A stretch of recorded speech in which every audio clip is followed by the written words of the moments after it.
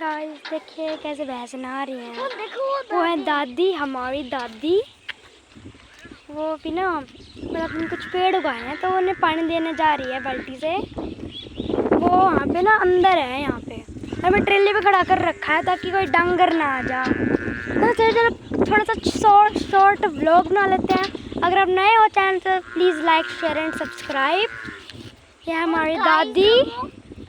Guys जो वो भैंस है वो अपनी मम्मी को बुला रही है और वो खो गई है। कौन सी भैंस है? वो दिखेगी नहीं। देखो गाइस दादी हमारी पानी देने जा रही है। देखिए हम दादी कह रहे पानी डाला हूँ। इतनी धूप पड़ती है ना तो दादी फिर रोज़ 2 बाल्टी डाल देती है उनमें, फिर पी जाते हैं।